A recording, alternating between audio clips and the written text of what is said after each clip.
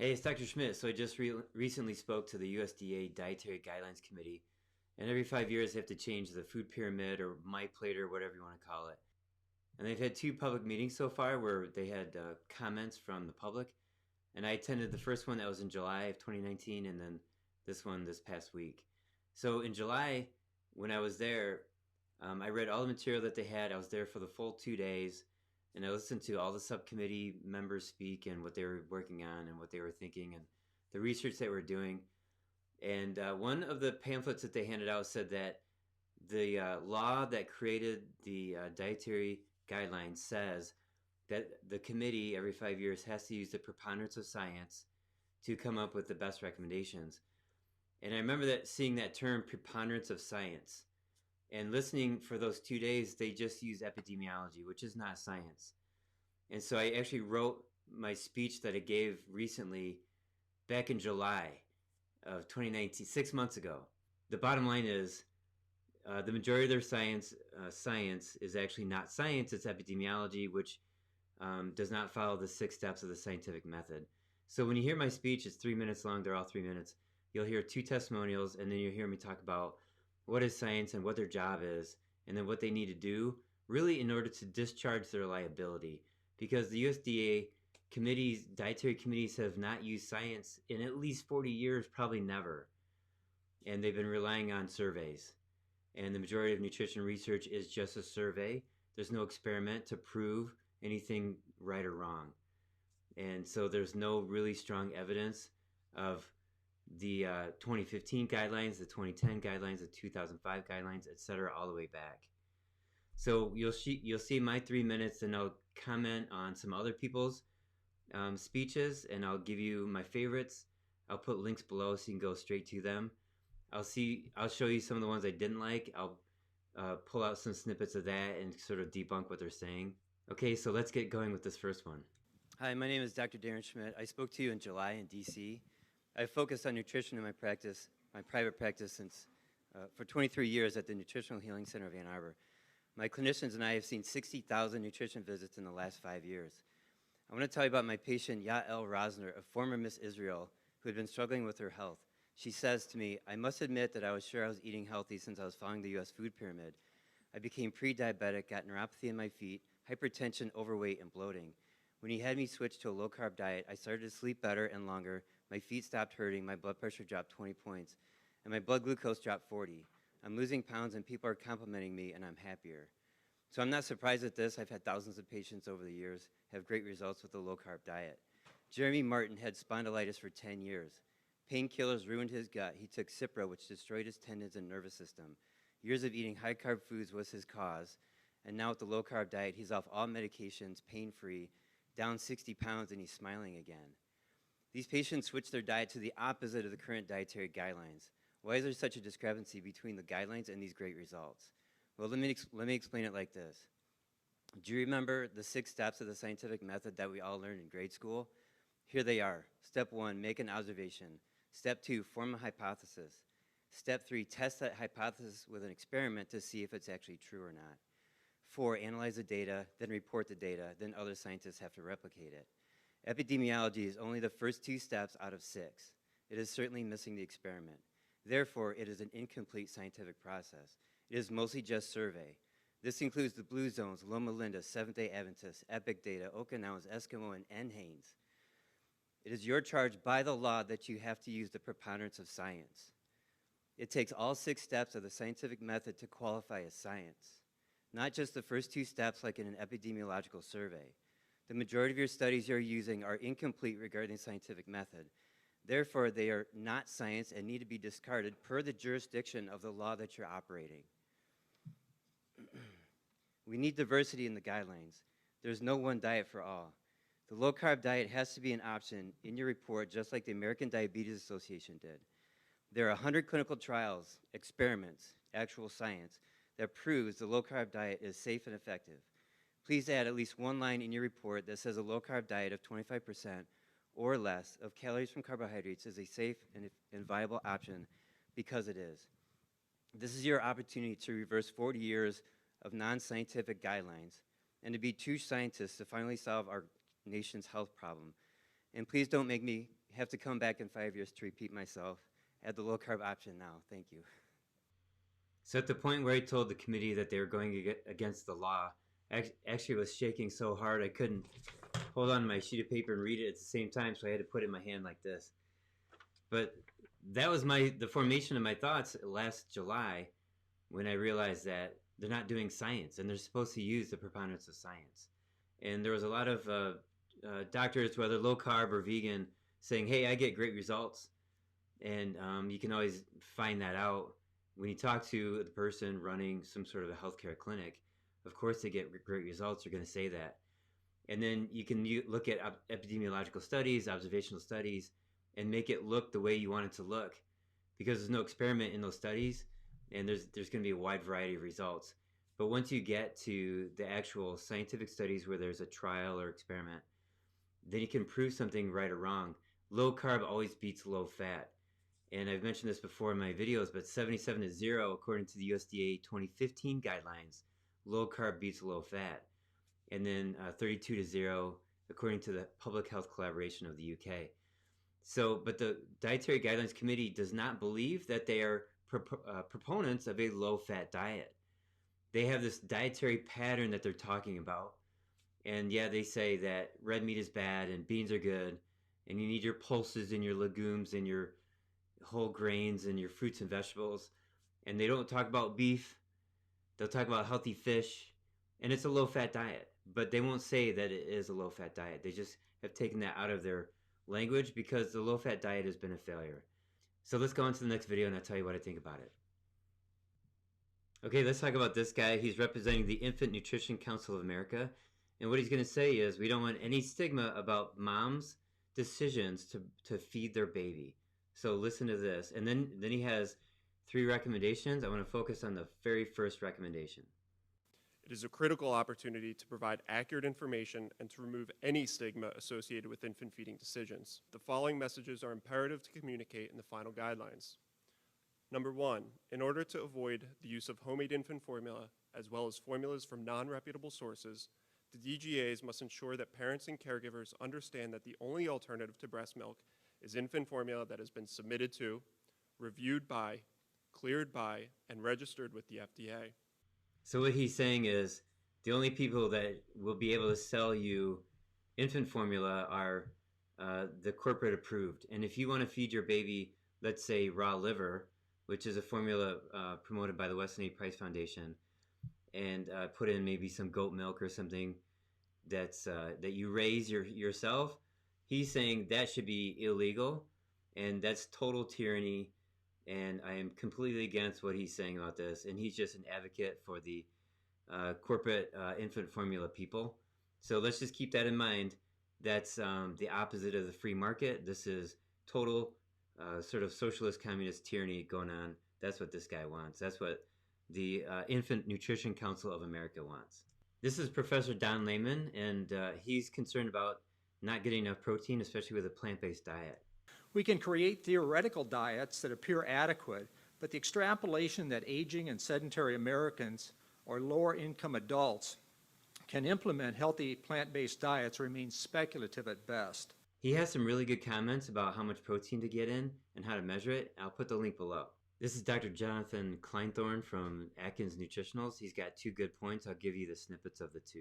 The first is that while it has been stated that the 2020 dietary guidelines are intended for the general population, the general population is not healthy. 72% of American adults are overweight or obese, 52% have prediabetes or diabetes. Therefore, by excluding studies from your systematic reviews that enroll participants in a treatment diet, you are effectively not producing guidelines for the general population. Only 12% of Americans are metabolically healthy. 88% has some sort of disorder going on, primarily related to high sugar in their blood, high insulin, etc. So this is a very good point that low carbers talk about, is that the dietary guidelines are only really for healthy people. That's only for 12% of the population. And the reason why we're so unhealthy is because the previous guidelines were so bad. The USDA has stated that you are considering including studies where less than 45% of energy coming from carbohydrates is qualifying as a low carbohydrate diet, because this is outside of the AMDR. I am here to tell you that this is an inaccurate characterization of low carbohydrate diets. We encourage the USDA to define low carbohydrate diets as containing less than 25% of energy from carbohydrate or 130 grams of carbohydrates per day. So the other point here is that the dietary committee is saying that if you have 45% of your calories from carbohydrates, then that's a low carbohydrate diet, and it's absolutely not. You won't get the metabolic benefits unless you get to 25% or less. Even 130 grams of carbohydrates, that's still low compared to the average American at 250 to 300. And even if you're at 75, you won't be in ketosis. But the goal here is not necessarily, we're not trying to get people to recommend the ketogenic diet. That's therapeutic for some people. But a low carb diet would be less than 130 grams of carbohydrates per day, just to be consistent across the board for all the hospitals and all the medical clinics. And like I was less than 75 grams a day for about 16, 17 years. And to get into ketosis, I had to get down below 30 grams or 20 grams a day. So, but we have to have a starting point, and that's at 130 grams, so that's what he's saying right there. This is Dr. Chris Palmer. He's from Harvard. He's a researcher and a clinician. I'm a big fan of his. I'm going to recommend you watch the whole 3 minutes. I'll put the link below. And he's got a $20 million grant from the NIH to study the effects of ketosis on alcoholics, which I think is brilliant because alcoholism is basically your body stuck in the production of energy from alcohol. And I've said before, you can make energy from lactate, alcohol, glucose, ketones, fat.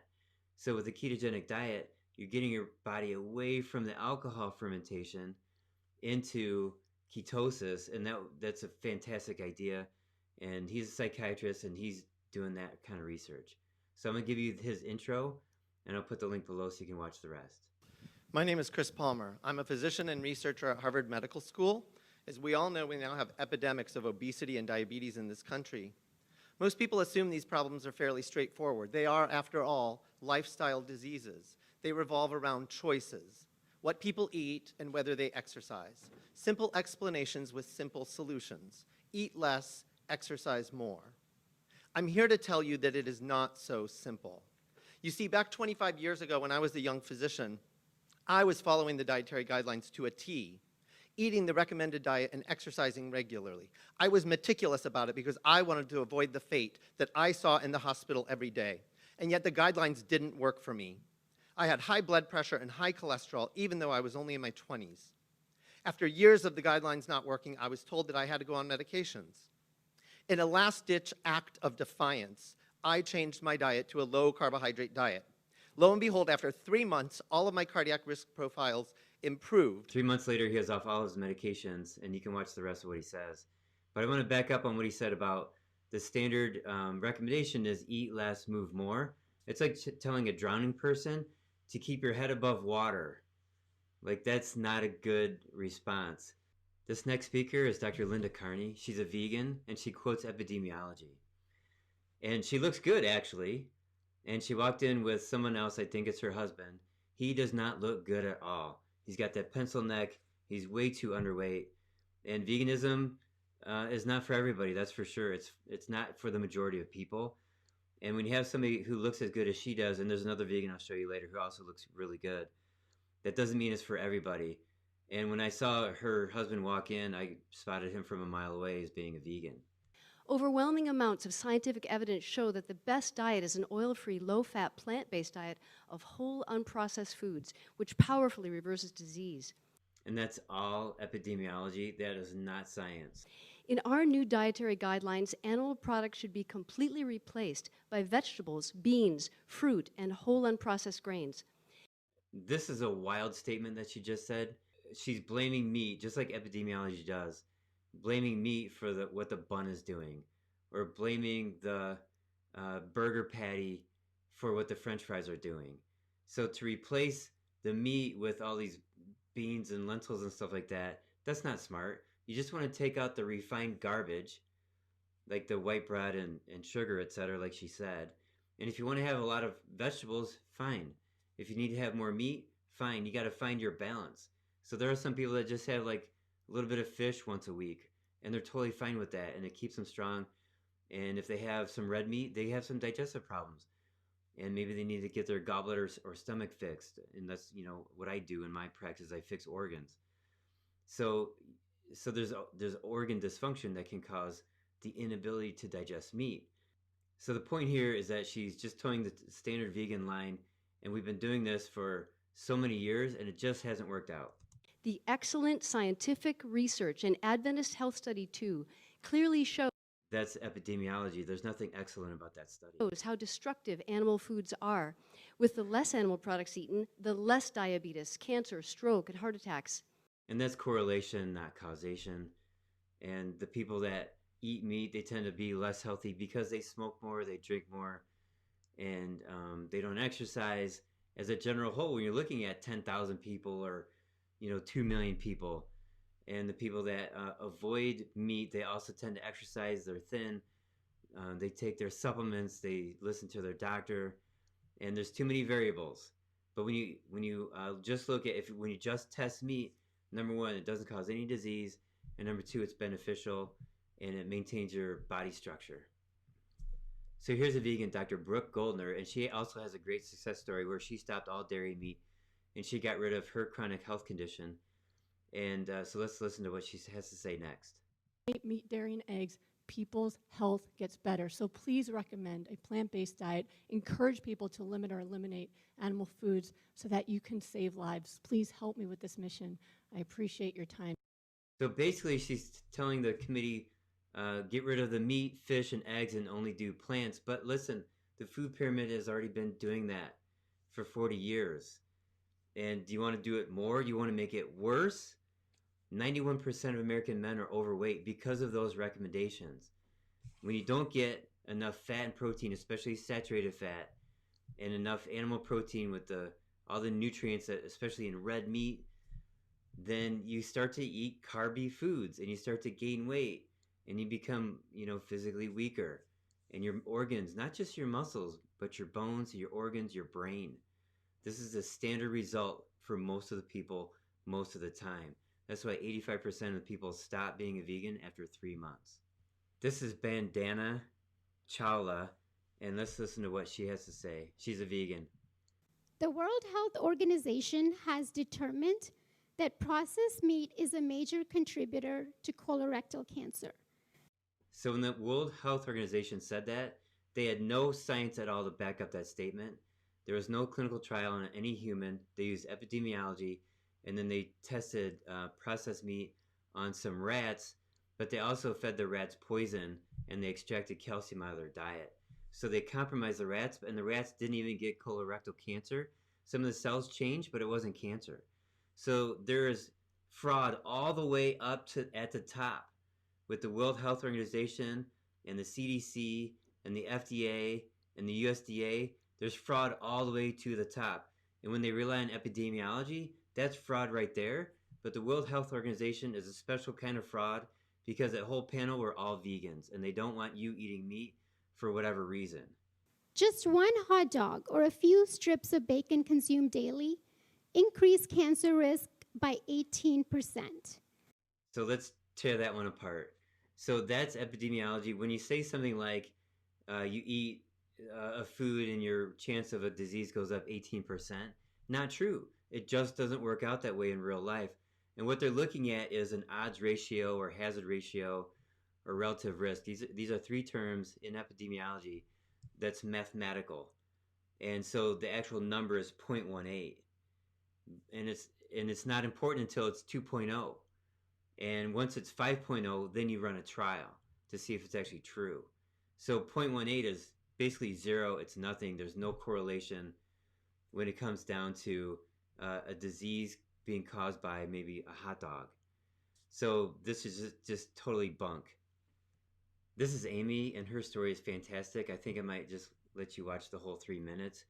Good afternoon. My name is Amy Igus, and I'm here today representing myself and millions of people that have faithfully followed the guidelines, only to find themselves in poor health. Year after year, diet after diet, I ate according to the government's recommendations in an effort to lose weight, but found it impossible to sustain. It left me chronically hungry, morbidly obese, and pre-diabetic. Over and over, I was told that eating everything in moderation, calories in, calories out, following the guidelines was the answer. And it wasn't working because I must be doing it wrong. I needed more self-control, more willpower. It was all my fault.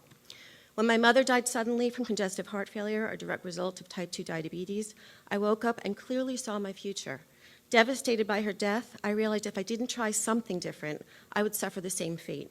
So a few years ago, imprisoned in a body with a seemingly insurmountable 200 pounds to lose, I did some research and discovered a very low carbohydrate ketogenic diet. I started eating real whole foods, protein, vegetables, dairy, and fats to satiety. I don't eat when I'm not hungry. I don't count calories. It's that simple. No gimmicks, no fads, no special products. To date, I have lost 173 pounds. I have reversed prediabetes, and my cardiovascular health is vastly improved. Triglycerides cut in half, cholesterol great. I have successfully reclaimed my health by not following the guidelines, and I'm far from alone in this. Thousands of us are following a low-carbohydrate plan after finding out we could not depend on the harmful advice we were given. Our trusted medical community, following the guidelines, has failed us. It is not that we were fat, sick, and lazy. We were fat, sick, and misinformed. If just one of many quote-unquote experts I saw over the years had looked at the rigorous science, I, and countless others like me, might not have been tortured for decades. I might have had the life I was meant to live. What so few are aware of is that the guidelines are not for people who are metabolically unwell. Those with prediabetes, high blood pressure, diabetes, obesity, heart disease, which altogether is a staggering 88% of this country. The guidelines are only for the remaining 12% whose bodies are metabolically flexible enough to handle more than half of their calories from carbohydrates and 6 servings of grains a day. But what about the rest of us? What are you offering those of us who became sick and damaged under your watch? A true and proper definition of low carb is under 25% of calories. Anything more, and the benefits are greatly reduced. If this option had been available, the countless doctors I saw over 4 decades of trying to get healthy would have been able to offer me a solution that actually works. What most doctors won't know is that this option is safe and effective, unless you allow for it to be one of the approved dietary patterns. Until then, their hands are tied, and we all get sicker with a one-size-fits-all option. You have the power to finally end so much suffering by reversing course on the health epidemics that are ravaging this nation. Please land on the right side of history and be the heroes our country so desperately needs. It's long overdue. This guy's from the Physicians Committee for Responsible Medicine, a group started by Dr. Neil Barnard. He's a vegan.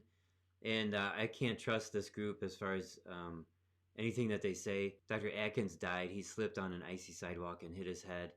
He was in a coma for a week in the hospital. They pumped him full of fluids, and he bloated up with fluids, and then he died. And after that, Dr. Barnard, I don't even want to call him doctor, Neil came out with an accusation that he died from a heart attack. Dr. Atkins' wife was so upset about this, and it was like an assault. It was like an attack on Dr. Atkins' name.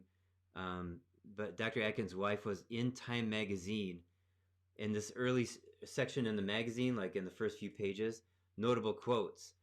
And she was quoted as saying that the PCRM is like the vegetarian Taliban. They're like terrorists, is what she said. So I remember reading that and thinking like, man, those people are nasty people. And so here we have this guy, and he's just towing the line. Despite incomplete and conflicting data regarding their long-term effects on health outcomes, people continue to adopt them with misguided hopes.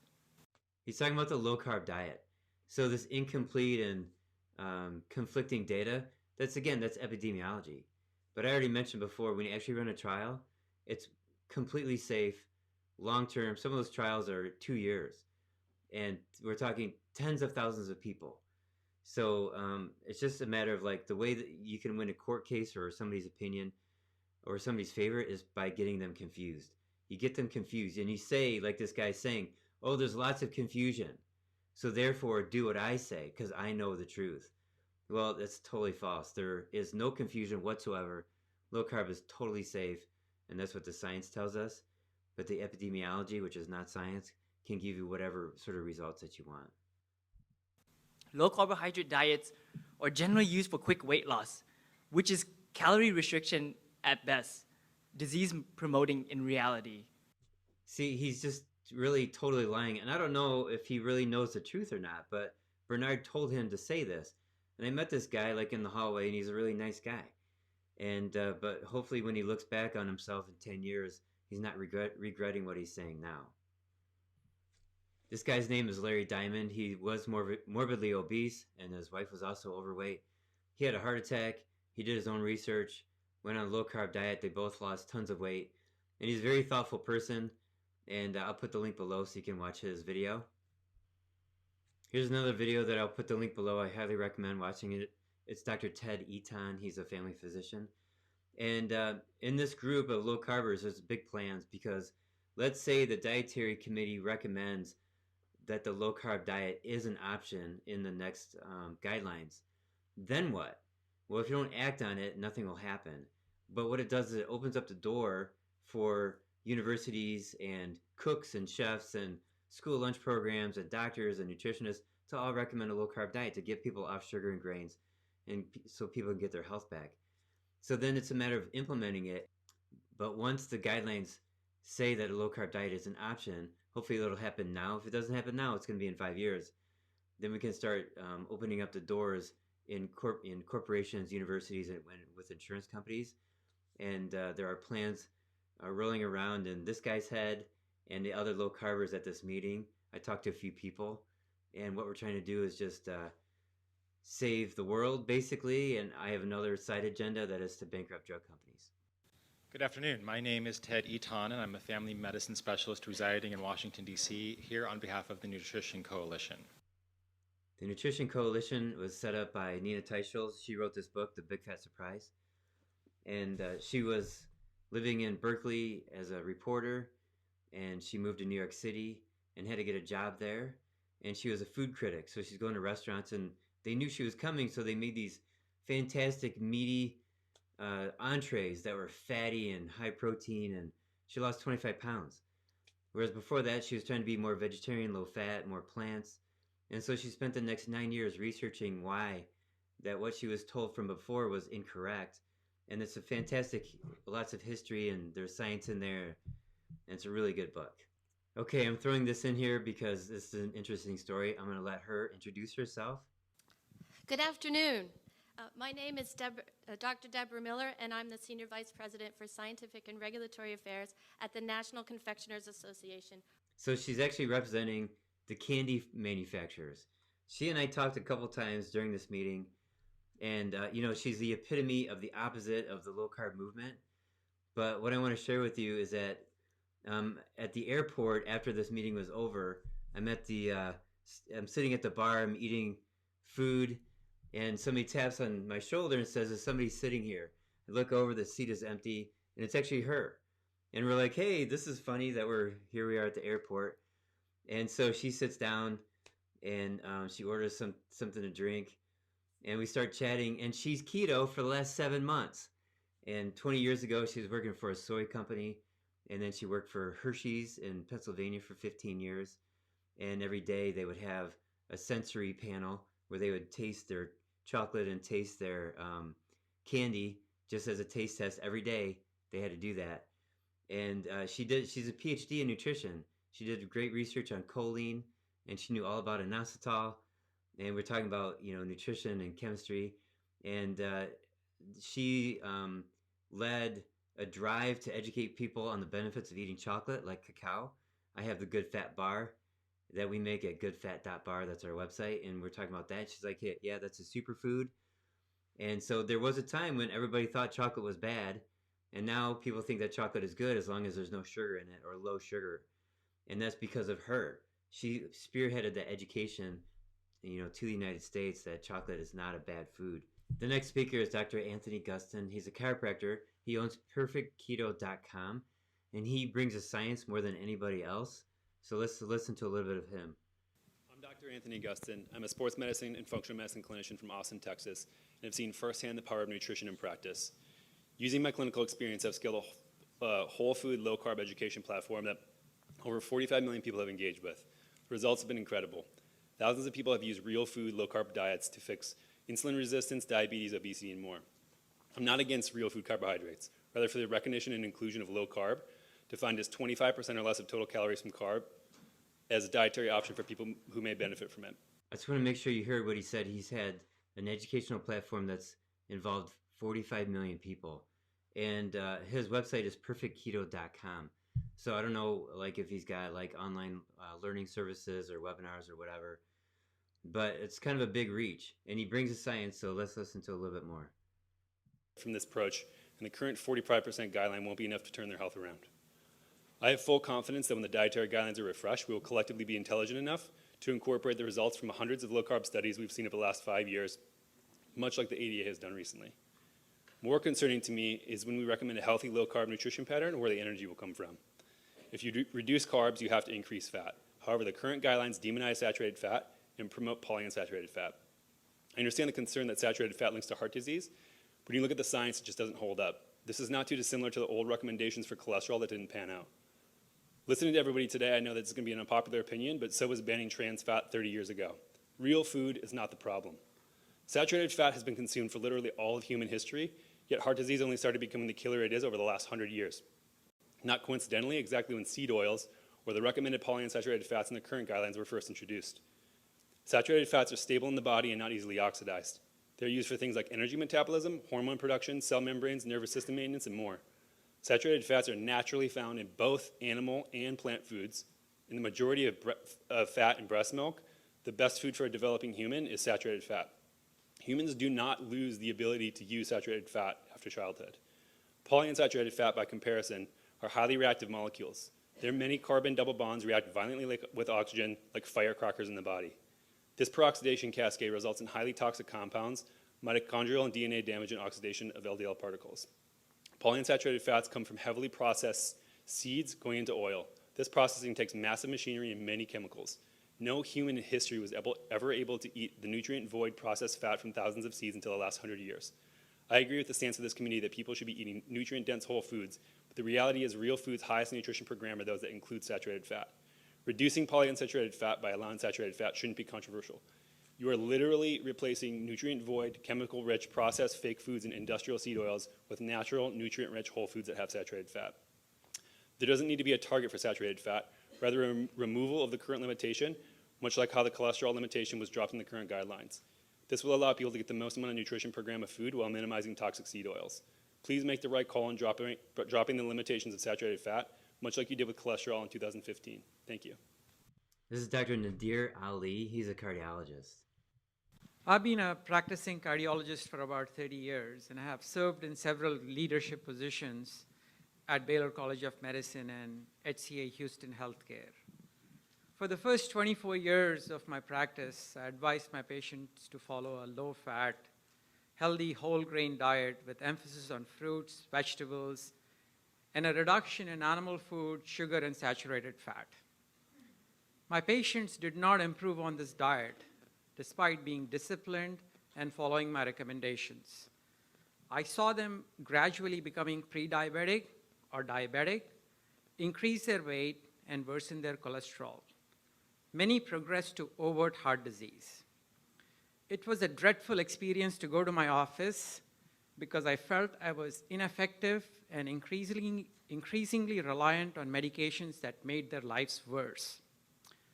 About 6 years ago, because of my own personal experience, I began a low-carb diet, and I stand before you 30 pounds lighter and also applying the science of low-carb for my patients. Nice. So I'll put the link below so you can watch this whole 3 minutes. This is Doug Reynolds. He set up Low Carb USA, which is actually in Florida every year. He set up Low Carb San Diego, and this summer he's going to do Low Carb New York with a guy named Dr. Tro, who's an obesity doctor. So he's been doing low carb seminars for about, I think, 4 years. And what he's trying to do is replicate what's happening in New Zealand and Australia, where low carb is very popular. They call it Banting, which is named after a guy in the late 1800s. He was a mortician, very overweight, and tried a bunch of diets. And he did a low carb diet, lost all his weight, and then he wrote a letter called An Open Letter on Corpulence. My name is Doug Reynolds, representing Low Carb USA. After discovering the concept of carbohydrate restriction and reversing my own health issues, I established Low Carb USA to provide a platform for others to learn what I did not know until I was 51. It's important to recognize that this field has a growing mountain of rigorous clinical trial evidence behind it.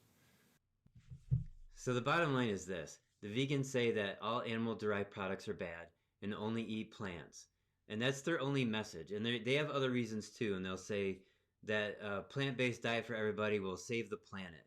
And we know that's not true. I mean, the intense farming it takes to make pea protein, the manufacturing, the factories, the trucking and all that.